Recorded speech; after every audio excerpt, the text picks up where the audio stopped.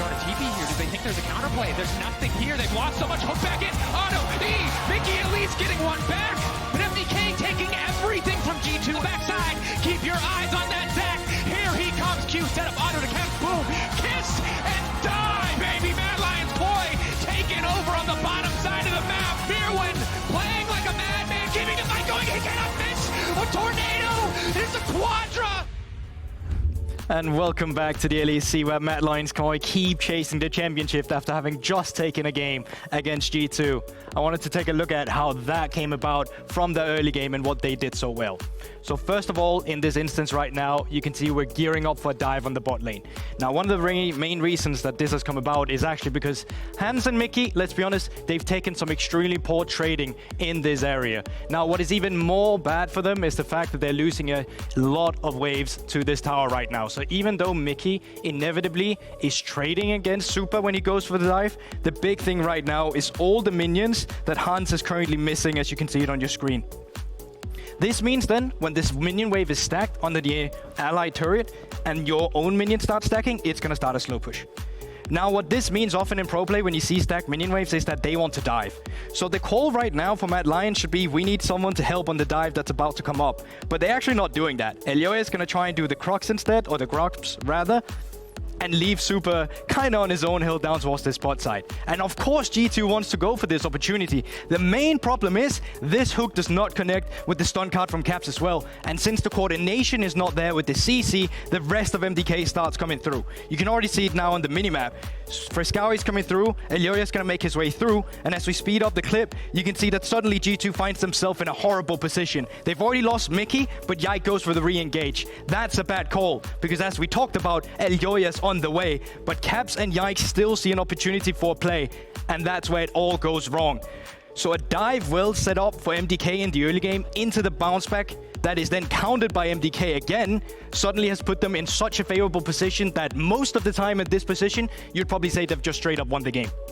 But that didn't happen. G2 still managed to crawl their way back into the game. And to show that, I'm going to throw it to the analyst desk. Thank you so much, GB. Indeed, you would think, okay, pack your bags in game 1, G2, let's head over to game 2. But I want to dive into this 11-minute fight immediately, Broxah, and look at kind of where it seems like MDK got ahead of themselves a little bit and G2 capitalized very well. Yeah, so first of all, as we can see, obviously, there's a little bit of top lane shenanigans. Caps is moving on the minimap, but then, right after moving towards top, he actually changes his mind. Fresskowy as mid push, Caps is aware of it, leaves, goes for the bot play, but this time, while Elyoya is here, they are just too far up, and nobody is ready to follow. I think this could have been a great play for MDK if it was, you know, a preset plan, if Fresskowy was instantly TPing to follow Caps if he went. But now, at this point, sure, you have a fed Orianna, but she has no mana, and she's way too late to the party. And you all die. Yeah, I think problem here was Fresskowy wanted to push in the mid wave because TF ult the top, but I think in this scenario you have to play so fast because TF is already the top. He has to leave the mid wave even and just go both fast because they were actually making that play without him there.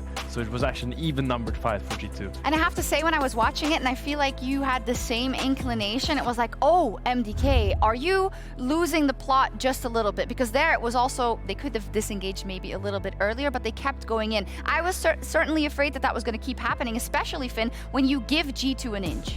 Yeah, I mean, I think G2 had some really good fights, some really poor fights. Name of the game for me is kind of G2's over-eagerness in a lot of fights. I could see them, it started in the bot dive, they went way too fast, a bit too deep. Like, TF is ulting in, stunning the guy when Nautilus is not in hook range, and they always went a little bit too deep. And the thing with Mad Lions Koi's comp is that it's very good to punish when G2 goes too deep. They lack a little bit of range, but they have a lot of upfront damage. So G2 going into them and they're actually there, they actually win the fight. As you will see later with this Yasuo quadra kill, it's gonna come up soon. Yeah, I think generally, you know, for both sides, there was some mistakes that we wouldn't see normally, but it's a final. There's some nerves, of course, but here, as we see, G2 goes for the play. Myrwn finds a free opportunity on Hansama, who for whatever unknown reason has been left completely alone on Senna. And you can see it right here, how split G2 are. Like, they're fighting so many little skirmishes all at once. But if you do that against a comp like MDK's, you have no chance of winning. Yeah, this was just way too deep from G2. They tried to dive the tier 1 tower to kill this Orianna with only a Twisted Fate and a Vibe. You just don't have enough damage up front to actually kill the guy. Has that on his arm? Is that to K-Troll? Well, yesterday, he at typed some it in point he chat. actually typed it in all Yes. chat. It became a bit of a meme. I'm sure Twitch chat enjoys typing XDD right now as well. I'm sure they look are. at him. Look at Yeah. that Giga chat. What a game of That graphic went really fast, but what I wanted to talk about, maybe if we can bring it back up, is that he had an instrumental moment in this game where he had to step up because they needed him to clutch there and get a couple of kills for Mad Lions Koi. But Finn, you were telling me that he wasn't necessarily put in a favorable position in the game to start with. Yeah, so the reasoning for the Yasuo pick was to counterpick the Twisted Fate. Right. But then the Twisted Fate goes mid. So what do? Now you're playing Yasuo against Akali, which is a pretty hard matchup. Akali getting level 6, level 7 has a lot of kill pressure on the Yasuo. So you have a lot of timers you have to respect and give some creeps. And that's how you saw how this lead didn't really... like Broken got a small lead in the laning phase because of this, but he really had a good comeback. We're getting into draft in a second. Just one more point that I know you wanted to talk about. It's the jungle support proximity, the way Mikyx and Yike respectively played together versus the others. Yeah, I felt like every time this game, Mikyx and Yike tried to re-enter a point of control that Mad Lions had, they would enter from 2 different angles, while Alvaro and Elyoya always was together. They were always ready to pounce on whoever was alone walking into their zone, and I want to see Yike and Mikyx try to sync up a little bit more next game. I'm also curious to see how it's going to go if it's the same again, because I think this time around it could have been way worse for G2 if Caps wasn't so proactive on Twisted Fate.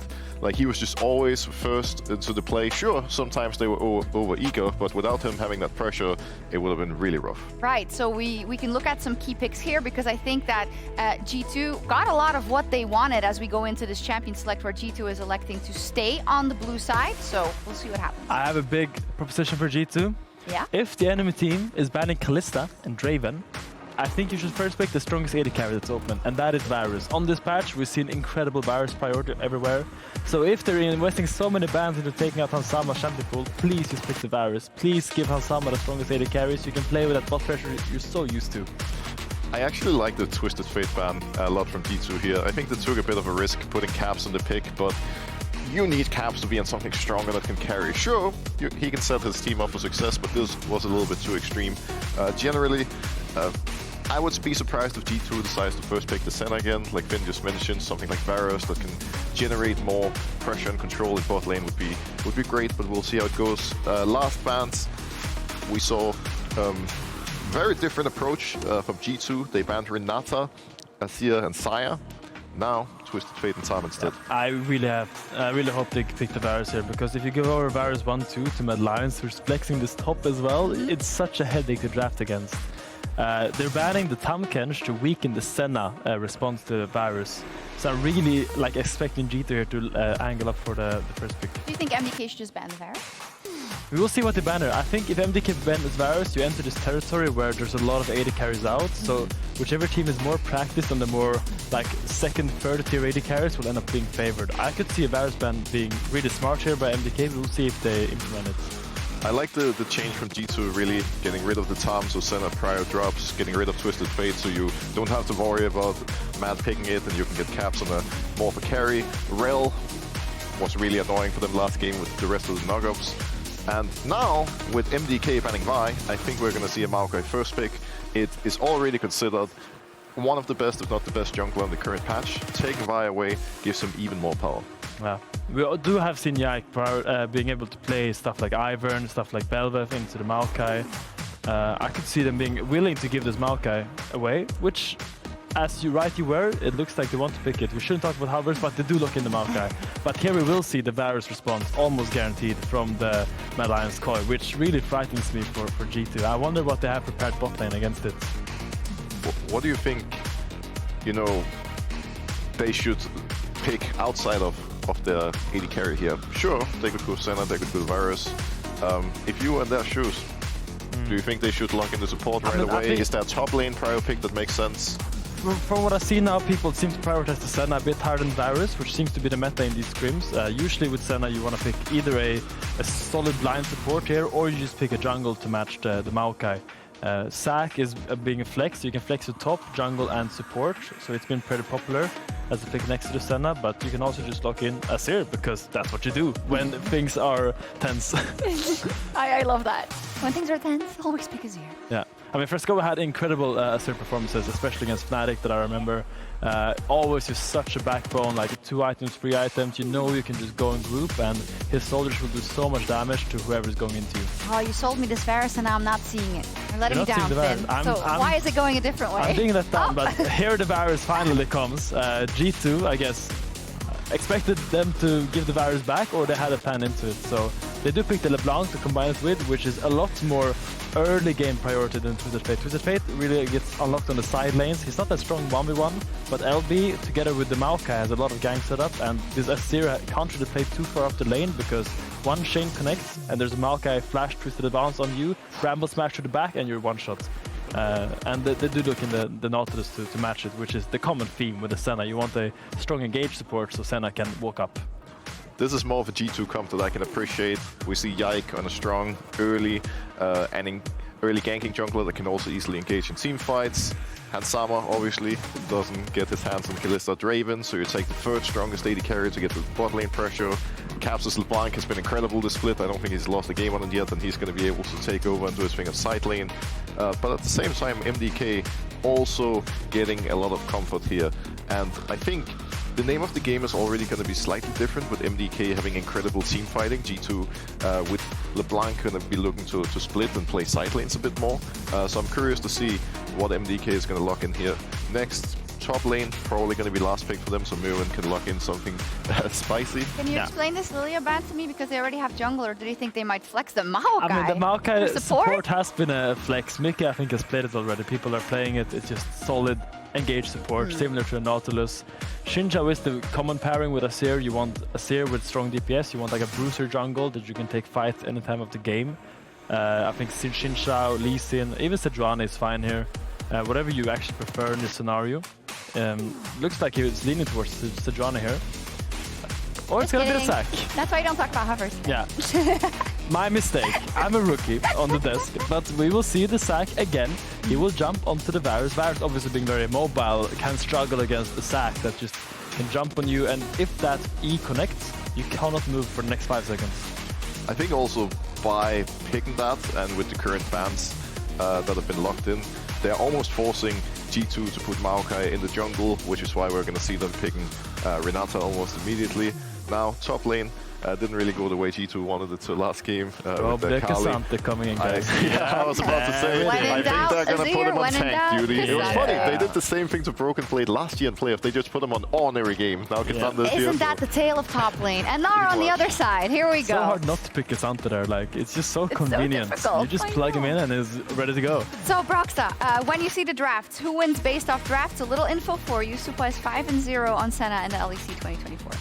So I think this draft is actually a lot more fair for both sides. I think MDK were favored in the previous one, but now both of them have comfort picks, comfort drafts. MDK is a bit more team fighting oriented. I think G2 can fight back now with the Renata and Cassandra as well. A lot of it in my mind is going to come down to how mid lane plays out. If Caps gets an advantage, they can't really stop him on side lane. But if he doesn't, the Azir is going to be huge in team fights. Yeah, I need to see this G2 bot lane dominate early. Because last game they were playing the Senna Nautilus and getting pushed in by the Varus. I want to see them have the aggression. I love it when you give me a straight directive what to look at in this game. It is the bot lane that we want to see. As said already, Supa is 5 wins on Senna this split so far, so we'll see what happens. Let's head over to our casters.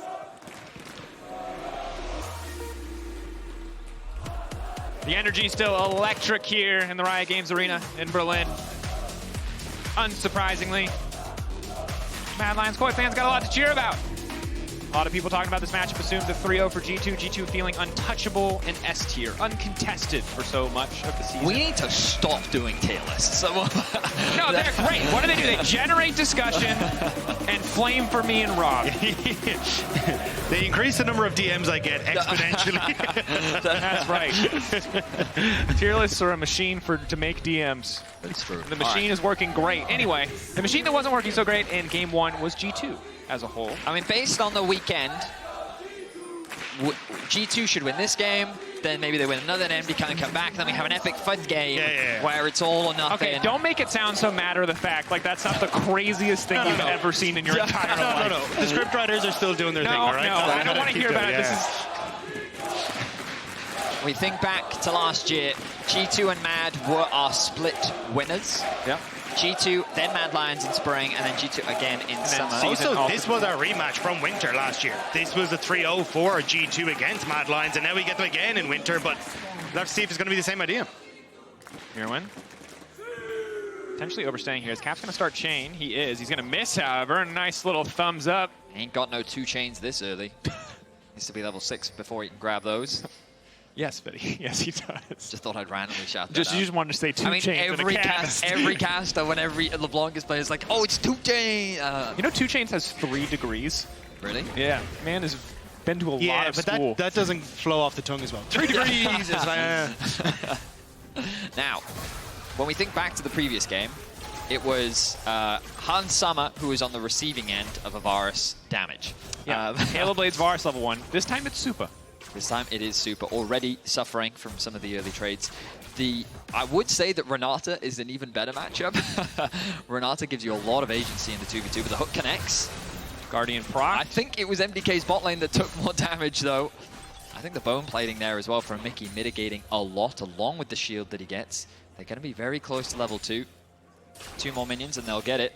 And MDK already on the back foot.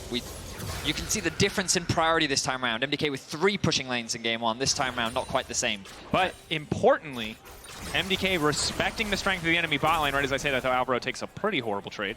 Because you remember, Maokai. level 1 for G2 was such a disaster that it really cost most of the laning phase for them. But now Yike on the way down.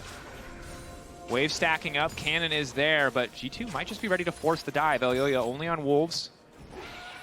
So, I mean, if you were concerned as to whether or not MDK knew Yike was in the jungle, the moment that they saw Mikyx sweeping that dry bush, they knew that Yike was in their jungle. We look at mid lane as well. Our Observer's highlighting it for us now. Caps with the push. Generally, you gain control over this lane. By doing that, you kind of win control over the damage advantage that you have against an Azir who can't trade that effectively against the LeBlanc. So Yike has the freedom to steal away the blue buff from Elyoya. He clears his entire top side. Now the question is, how will Wolves factor into the equation here? Looks like Yike going to choose to just be happy with the blue for now, not take any more. Yeah, I think you got to be careful those Yike, because their wave is still pushing into Mad Lions Koi, so there is an opportunity for Elyoya if he wants to try and swing back into that bot lane once he knows that Yike has cleared out of his jungle. And that's been something where G2's bot lane has got caught in the past and has kind of given these leads over, but trying to get that early vision down, I think is necessary in this bot side, and it's just not quite there at the moment for G2 actually to play hyper-aggressive now in this bot side. Cap's continuing to trade as much as he possibly can. Keep in mind, Fresskowy already forced to burn TP, went back up, boots refillable.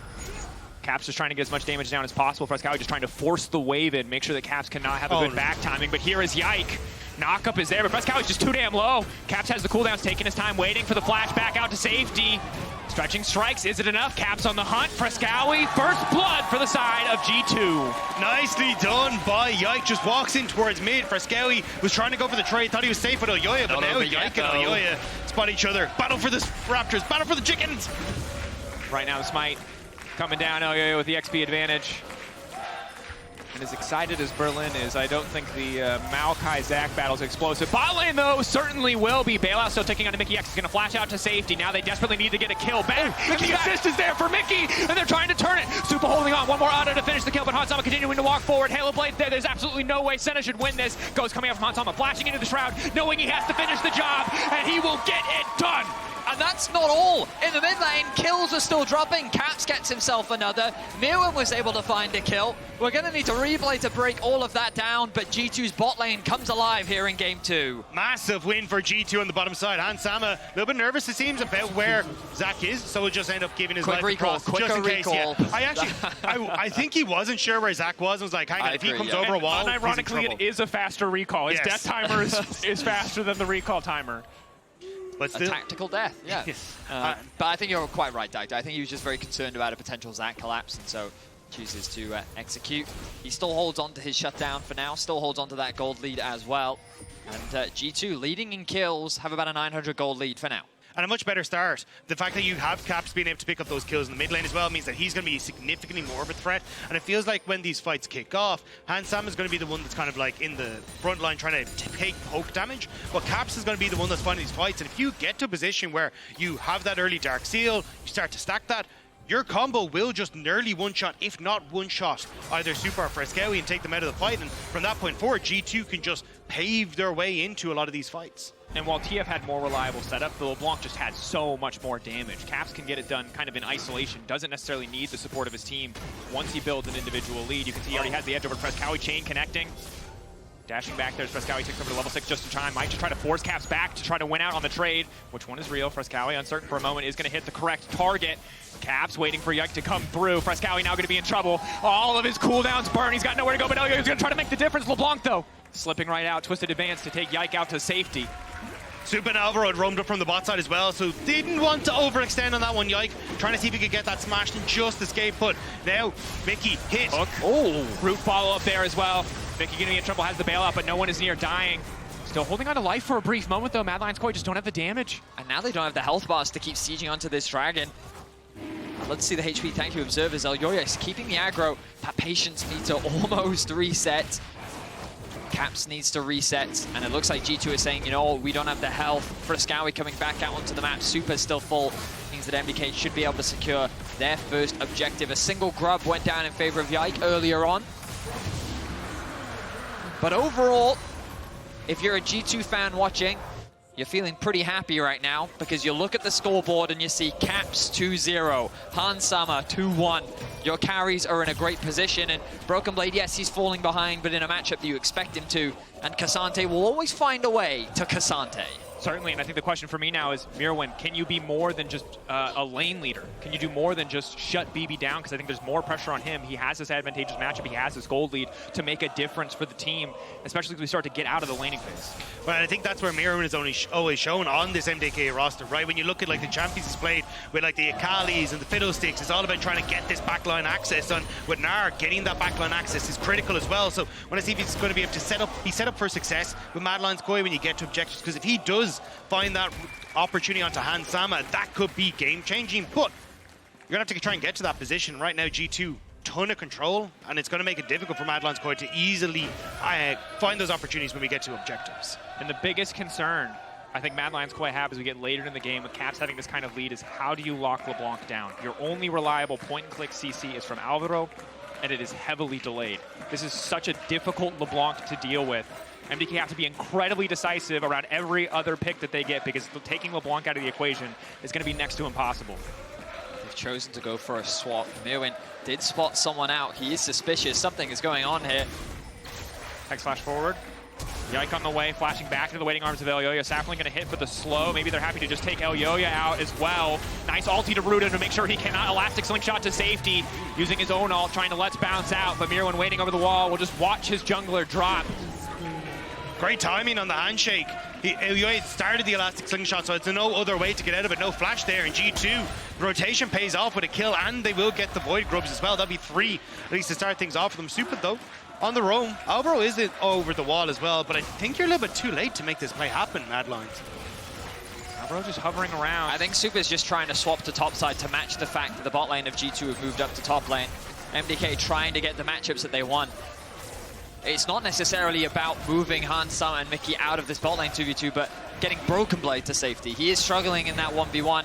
Giving him the ability to play on that weak side also puts that pressure on Myrwn and mitigates his ability to build the lead. But now MDK have gotten the lane assignments that they want, but the resets now coming through from Hansama and Mikyx, and Dragon spawning in about 2.5 minutes. And I think that's where you could have used that opportunity of Supa and Alvaro to go for it on the bot side, use Elyoya's reset to go for plates, but BB looking for Myrwn yet. But I think you could have actually had Elyoya immediately go to bot side. That's where all his camps are spawning. You work with Supa and Alvaro, zone BB off turret, look for turret plates in response to the Void Grubs, but not really going to be in a position to do that. And actually, the reset comes through, but they just send Hansama and Mikyx back to that top side. So Supa and Alvaro went for the reset themselves because they thought, oh, well, we have to go and match them on the bottom side of the map.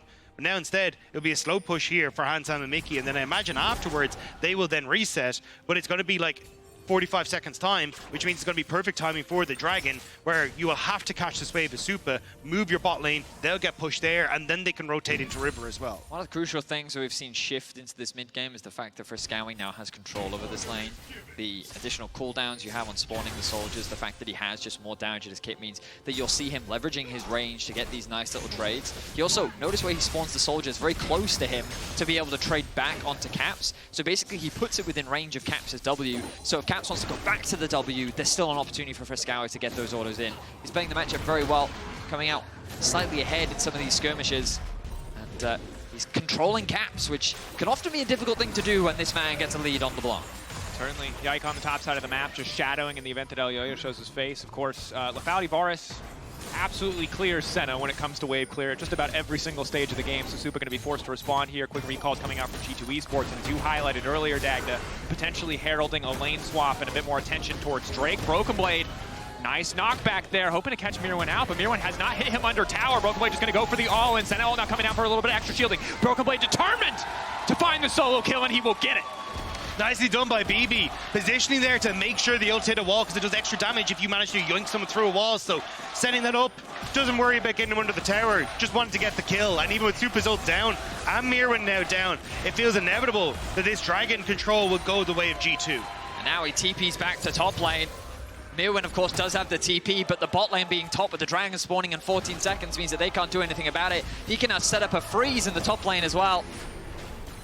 I mean, G2 getting everything that they want right now. Their bot lane was winning in isolation, their mid was winning in isolation, and now Broken Blade is definitely back into the game after what has been a difficult laning phase. I think fantastic turn from Broken Blade. Wanted a bit of redemption in this game too after Myrwn was able to do so much on the Yasuo. But of course as well, G2 just good map play. Senna natural weakness is no matter how strong she is in the meta, no matter how much her damage can be, how well she scales, her wave clear is atrocious, and G2 are punishing that so well by rotating lanes consistently up in tempo, consistently first to these objectives now. They can set their sights on the top side of the map after they take this Dragon, if they so choose. Elyoya hovering, looking to lay down a bit of vision, but the Dragon will fall in favor of G2. There's a very narrow window for grubs, but the Heralds will be spawning not that long after them. So if either team wants to contest them, they're going to have to get them immediately on spawn and be right in position. G2 may just prioritize these plates though. Caps continuing to find these trades in mids. There's MDK kind of forced back into their own half of the map. Yeah, I mean, Hans and Mikyx will be able to get push here, so maybe there's an opportunity to rotate towards Void Grubs, but this is just super nice. You can see here, so he gets past Myrwn with the Ghost, then gets the knockback, uses the Q3 to send him back, and then it's just trying to position him beside a wall to make sure you can pull him through. You get that little bit of extra damage, and then even with Supa coming in, there's just so much damage from the K'Sante. I think Vedi put it well, it's K'Sante just K'Sante. And I think you can see there, if that's game one, maybe there's a little bit more elation for Broken Blade, but that was just a sigh of relief. Just happy to have cleaned the solo kill. Be playing well in the individual 1v1, continuing to see aggressive trading on the top side of the map as well as in the mid lane. Oh no, not again. And boost strikes, maybe hoping to get a little bit more here. Myrwn about to go mega, but doesn't have enough time! Broken Blade cuts him out of the sky, and now Hansama's here as well, rotating just in time on the top side of the map. G2 not giving Mad Lions Koi a second to breathe. It's supposed to be a winning matchup for the Gnar, and now Elyoya is in some serious danger. And there's 2 chains, baby. And Caps might not have 3 degrees, but he's got more than 10 titles. Might be enough here. Is it going to be up? Ulti now coming through. Fresskowy caught out, rooted. The pushback will not connect whatsoever. The chain flashed away from just in time, but the tower top lane already taken down. The counterpunch in the bottom lane from Mad Lions Koi, very limited. And it's going to be late to the punch because you've still got the Rift Herald there that's available that G2 can move over towards after this push as well. And Broken Blade wants to get in behind him. Ghost isn't quite up and available. We should be able to get him though. We've seen this before when Mad Lions Koi start to fall behind. Supa takes such aggressive risks to try to bring them back into the game. He's just going to get walked down here. The Q still throw. If he does not dodge his Q3, he's going to get knocked out. But Caps is here as well. It doesn't even matter what he dodges. A flash to safety. But there's no escape. Pick on the bottom side in favor of G2. The pick means, though, you can't continue the Rift Herald. Look at the rest of Mad Lions Koi. They're starting to move over. Fresskowy is going for a reset, so maybe G2 could consider something there, but they're happy to just get the turret on the bottom side. So even though they can't get that Rift Herald, G2 still coming out with map control. This is very quickly becoming the BB show. Where did he get the flexing taco emote? How do they have infinite emotes I have never seen in my entire life? But as highlighted, G2, Masterclass and Macro, moving around the map. Myrwn, the strongest point for the team, has been mitigated, has been shut down. I mean, right now they're just gaining control over the top side, reclaiming what they believe was rightfully theirs in the Rift Herald. MDK forced to back away. Zach, I don't think you're going to be able to get much here. K'Sante does not care for your presence. And now they can just drop this Herald mid right now if they want to. The Maokai is still hovering around the top side of the map. This wave is likely going to be disappearing soon. But G2, game 2, they turn things around in a significant way. Bot lane wins in the 2 versus 2. Caps is able to work with Yike to find a bunch of kills. And then all they needed was Broken Blade to kick it into gear, find a solo kill or two. And now it feels like the G2 is just winning absolutely everywhere across the map. Yeah. Caps going for Lich Bane first on LeBlanc, an adaptation I love, obviously offering much more pressure to towers on the side lane, and an extended trade can get so much work out of multiple effective Sheen procs. Creative itemization at this point in the game is Myrwn just trying to do what he can to clear out these waves to get a little bit of pressure down.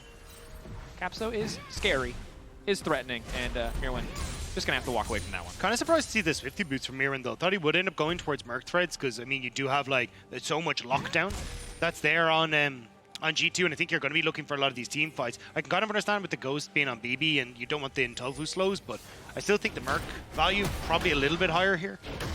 Definitely feels tricky. Went for it very early in lane, built a lead potentially off the back of what was a laning itemization choice, but definitely now that you're starting to fall behind, it could hurt. Broken Blade, nice sidestep there on the stretching strikes. Handshake pulls Supa back, instant cleanse out to safety. They can't really do much to hit him in the shroud other than Hansama's ult, but he's just going to flash in and full commit. Blood in the eyes of Hansama. They want to keep that train rolling as Broken Blade on the bottom side. Q3 coming back, bringing Alvaro back into the waiting arms of his AD carry. Alvaro nowhere left to go. Taken down in an instant. Hansama finding the quick kill there. Caps now following up on the top side of Myrwn, knowing that he's isolated in the 1v1, but Myrwn is not afraid.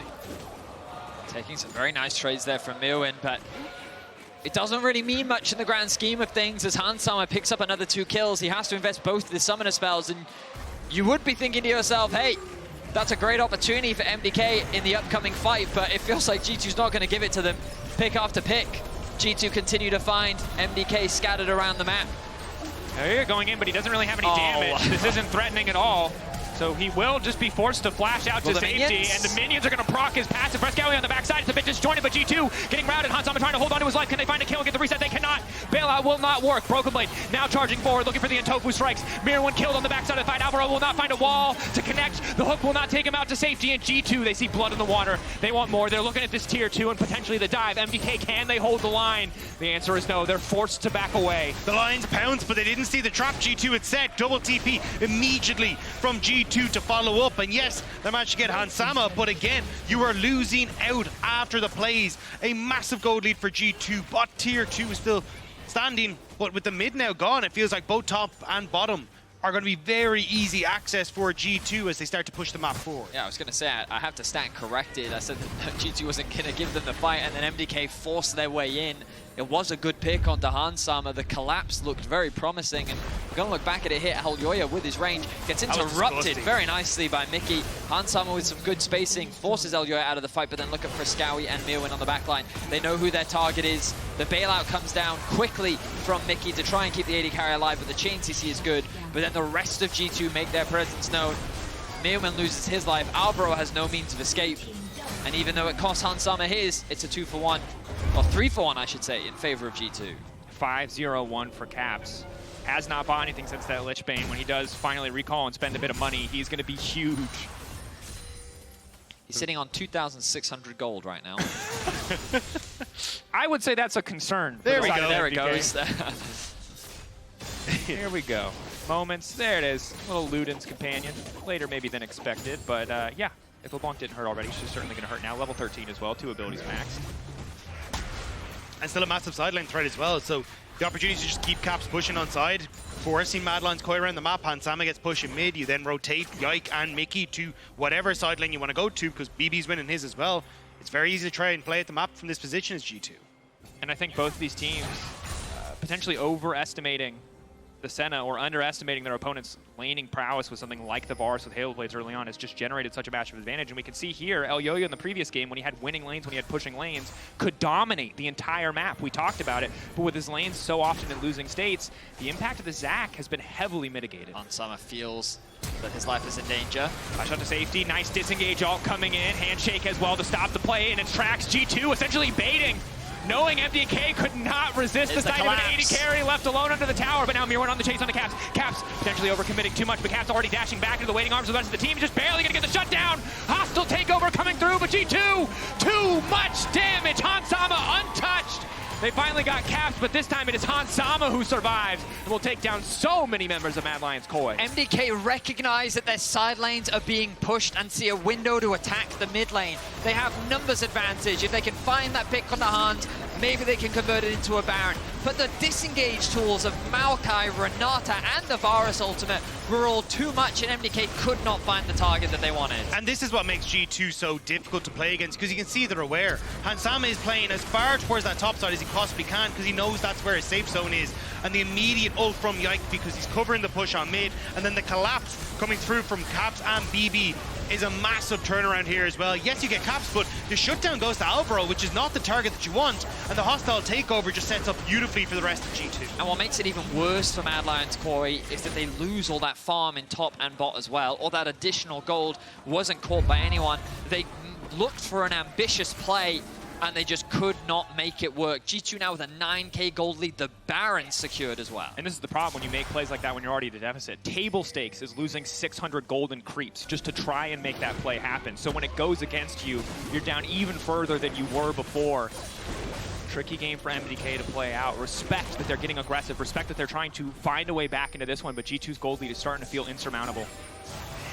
Now they're beginning their siege, the full one setup.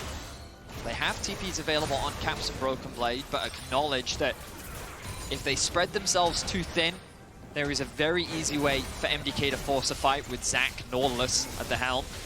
So the siege slowly. Caps going to be doing a lot of... Oh, Alvaro trying to predict. Ward over the wall. Nicely done still from Elyoya, is he going to follow up? So that's still there. Alvaro actually threw out his hook preemptively, expecting Caps to come over the wall. It doesn't quite connect. Then he goes over the wall, still gets good damage. Unstoppable now, going to bring it back to try to get away.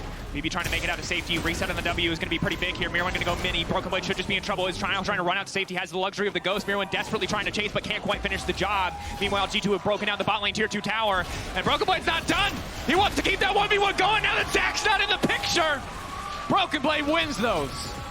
BB demolishes Myrwn, breaks Elyoya's ankle, and Caps TP back in on full HP, so now G2, they just get to put Thresh on the base, and Mikyx going into the flash. Two members locked up, Supa and Alvaro hitting each other. Yike following up with a little bit of damage. G2, no more follow-up though. They just want to zone away. They just want to knock down this inhibitor. A few more autos should do it. Caps seeing an opportunity.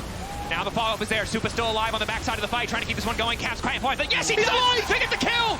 The bailout coming through clutch. G2 refusing to lose another member. Fresskowy, the last man standing, the push back. It's going to cost him his life. Yike now escaping. Twisted advance, stopping the tower aggro. How are G2 still alive? 23 minutes. Anything Mad can do, they want to show they can do better. Looking to end it faster. Looking to end it cleaner.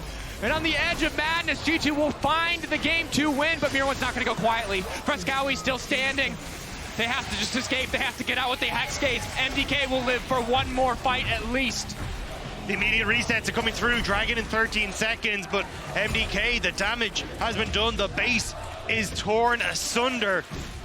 And at 24 minutes into the game, how the hell do you try and come back into this one? MDK are going to be looking for another desperation play. They're going to see if they can catch G2 off guard. I saw in game furious pings towards the timer of Baron. 3.5 minutes is where they believe their next opportunity lies. They've got to try and stall until then, get as much damage as they can until that point, and hold the line for as long as possible. The question is, will they be even given that time frame? That timer in your top left is what MDK is banking on for a potential comeback, but G2 have the Nexus in their eyes, and I don't know if they need to wait that long. And it's so hard too, right? G2 are so far ahead, they have luxury items on Mikyx already. They've got a Mikhail's coming through. The already limited engage options for MDK just continue to get smaller and smaller. Windows of opportunity closing left and right. And Mad Lions Koi, one fight perfectly executed. One misstep from G2 and perhaps they can find a way to at least even up the gold. It won't win them the game outright, but it can buy them a bit more time. But the second you lose control of this topside jungle, that's where the game is said and done, and G2 are trying to do just that. It becomes so easy for Caps to push in top, start to look for picks, and Mikyx just sitting there with Caps, trying to see if he can set up for that, but here's the collapse. We're on to Mikyx. Chain gonna connect. Caps just gonna bounce back to the distortion there. MDK, good patience. Know that if they overcommit to Mikyx, they could just lose the game. Hansama, Youmu's procs, TP now coming in. Myrwn looking for a flank angle. How much more time does he have left on the Gnar? Not a lot. I don't think he can get to the fight. Hansama flashing out onto safety. Myrwn mini Gnar off to the side. No rage. Isn't going to be super effective here. Elyoya doing what he can. But the front line doesn't have any backup. Myrwn's just a little yordle. He can't get anything done in this one, and Broken Blade just looking for another 1v1. Myrwn flashing out to safety. Elyoya down, 2 members down on the side of MDK. This should just be the G2 victory lap in game 2. G2 looking to bounce back after what was an impressive MDK game 1. They shifted their priorities in the draft. They got more advantages in the early game. And now G2, in an even faster fashion, is looking to close out game 2. They're taking the second inhibitor. Fresskowy, though, still stands in their way. He may be enough of a deterrent. Broken Blade's shield stay alive long enough for him to still take the Hexgate out. Nick Rooker and everybody, you hate to say it, you hate to see it, but it's a very good item. And they walk away, they choose to reset. G2 not gonna push any further than they need to. The Void Staff now completed for Caps. MDK, while they've definitely been pushed back this time around, they're an adaptive team. They learn very well on the fly. They've already demonstrated that time and time again this series. Let's look back at this fight in top lane. Yeah, and I mean, Drake has kind of called it. Gnar is about to come in for Myrwn. So as MDK are going for this, they don't really have the follow-up for Elyoya there. BB in the front line, Mikyx with a great ultimate across the back line of Madeline's Koi, and Myrwn, he's trying to stand this, but how are you supposed to really follow up on G2, who are just set up in this perfect circle where they can dish out damage from the back line? And Myrwn, speckled on his back with arrows, is just going to walk on out of that one. And even if you had the perfect angle, the perfect flank, enough rage to try and throw out that Gnar ultimate, still might not have been enough. G2 are so damn strong. 13k gold lead. They can beat you with their wallets at this point. MDK will have to out-execute. Broken Blade, untouchable. They don't really have the damage. If they auto-attack Broken Blade, someone else will auto-attack them and they will lose that trade. So Broken Blade walking up fearlessly. Hansama, ulti is going to connect on him. Elyoya instantly going to try to follow up. Decent damage onto the back line, but again, the follow-up is just not there. Hansama still at 50% health. They're trying to lock up Caps. They're trying to catch him out. In the meantime, Caps will get knocked down. Potentially a glimmer of hope. Shut down on the Caps is big. Elyoya down in the exchange, however, Fresskowy getting chunked out. Hansama is still just so damn strong. One more arrow might be enough to just finish the job, but Broken Blade doesn't even want to wait for another arrow. He wants to finish it here and now. G2 fire back in game 2, and I'm damn pleased to say it. We got a series on our hands. We're guaranteed another 2 games. G2 may have found themselves short in game 1, but they bounced back strong in game 2. I am fascinated to see how Mad Lions Koi adapt moving into game 3. But before we get there, we gotta go to a break. Quick break when we return, game 3. Don't go anywhere.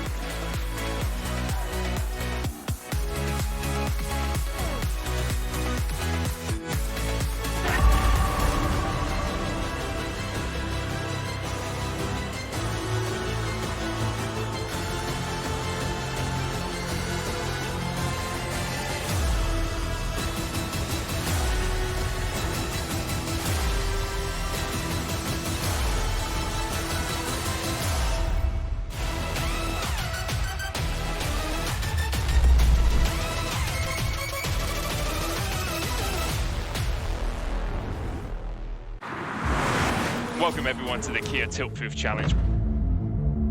We're here to see if 4 gamers can stand up to the test. ¿Dónde está? Uy, uy, uy. Ajás. Dios mío de mi vida. I think I lost.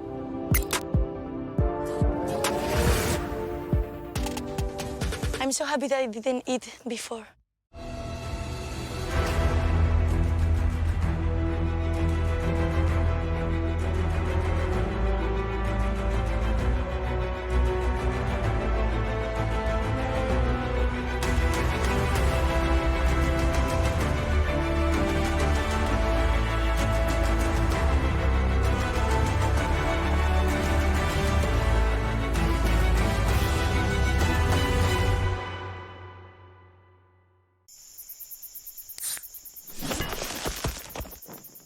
Red Bull gives you wings.